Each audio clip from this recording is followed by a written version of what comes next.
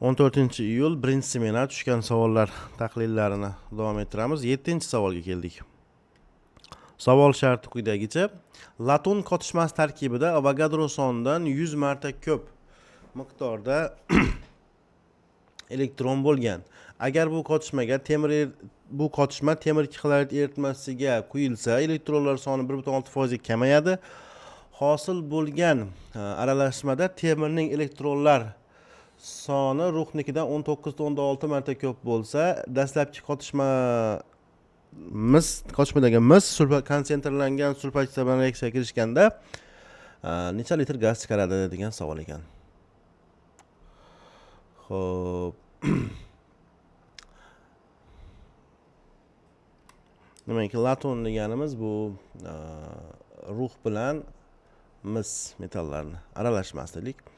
Xo'p, bu yerda misol uchun x mol ruh bo'lsin, y mol mis bo'lsin va umumiy elektronlar 100 marta ko'p bo'lsa, 100 mol elektron bor deyiladi-da, shunda 100 mol elektron bor. Va birinchi tenglama tayyor bo'ladi bizda. Shunda ruhda 30 elektron bo'ladigan bo'lsa, 30x nimada misda 29y bo'ladi. Shunda mana bu yer 100 ga teng bo'lyapti. Birinchi tenglama bu. Xo'p, endi ushbu aralashma temir kixlorid eritmasiga quyilsa, bularda qanday o'zgarish sodir bo'ladi? Ya'ni temirni mana bu metallar siqib chiqara oladimi, yo'qmi degan narsani metallar aktivlik qatori orqali topib olishimiz mumkin bo'ladi. Mana metallar aktivlik qatorini ham olib kelib oldik. Xo'p, bu yerda endi qarang, misol uchun temir turibdi mana. Temir 2 xlorid eritmasiga misol uchun mis solinsa, qanday jarayon bo'ladi? Mis bu tomonda turibdi, passivroq. Shunda demak, mis temirni siqib chiqara olmaydi, bu reaksiya bormaydi. Lekin temir xloridimiz ruh bilan ta'sirlashsa-chi desa, ruh aktivlik qatorida chaproqda joylashgan temirni siqib chiqara oladi. Ruh xlorid va temir hosil bo'ladi. 1,6% ga kamaydi deydi. Xo'p, keyingi aralashmada shunda ortib qolgan ruh mis o'zgarmaydi, yangi hosil bo'lgan temir turadi. 98,4 mol elektron bo'ladi. Ya'ni dastlab 100 edi, shu 1,6 ga kamayadi. Ya'ni bu kamayish bu yerdagi misol uchun ruhning hisobiga bo'ladi. Ruhdan temir o'tish hisobiga deylik. Misol uchun 30A minusdan 26A teng 1,6 bo'layotgan bo'lsa, 4A teng 1,6, demak A teng 0,4 mol. Agar hosil bo'lgan temir soni ruh qaraganda o'rtaga ko'p bo'lsa. Xo'p, bu yerda savol shartda sal xatolik ketgan o'xshaydi.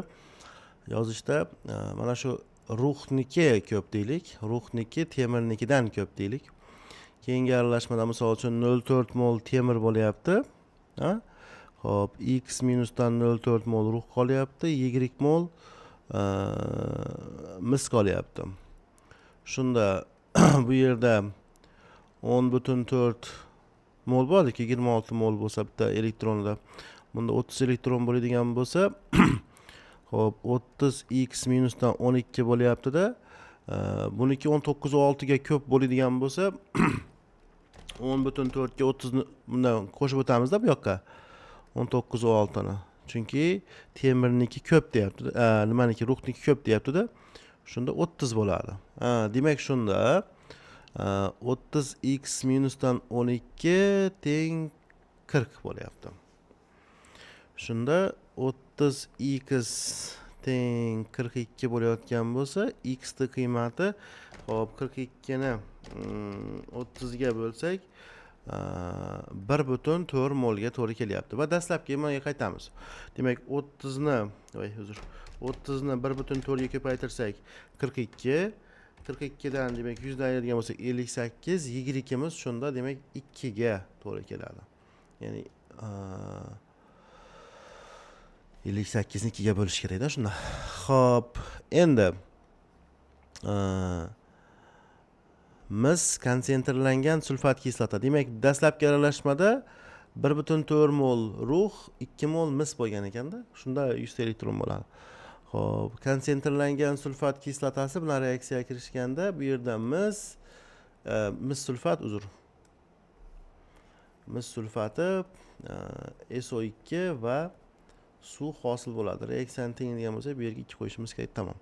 Shunda bu 2 mol bo'lsa, misimiz ajralgan gazimiz, ya'ni SO2 ham 2 mol bo'ladi. 2 mol gaz bo'lsa, bu demak 44,8 litrga to'g'ri keladi. To'g'ri javob A bo'lyapti.